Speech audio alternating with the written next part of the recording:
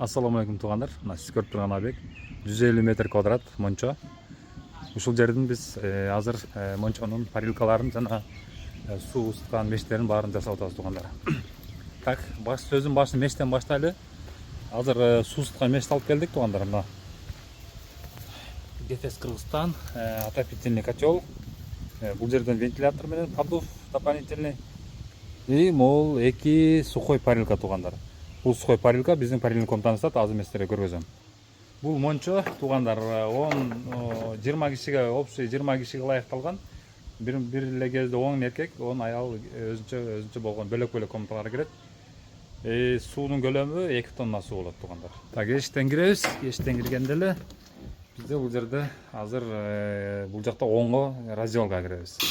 Эшиктен киргенде эле касса болот туугандар. Бул жерден сиздер акчаны алып, нумерация берип, дальше бул жерге раздевалка кирет. Раздевалкада да шкафтар нумерация менен болот, магнитный. Андан кийин душ.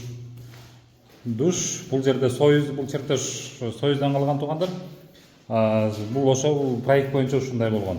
Бул жерде аялдардыкы, бул жак бети зеркальный эркектердики. Биз азыр ошо женский комнатаны ошо монтаж болуп атканда кезде. Бул парильный комната болот туугандар.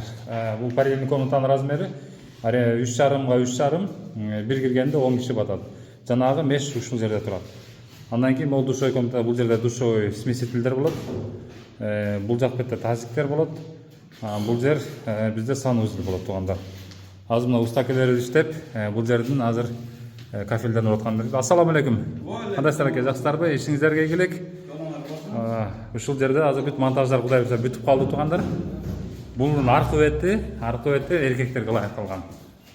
Бул мешке бир киргенде 20 киши кирип чыгат туугандар.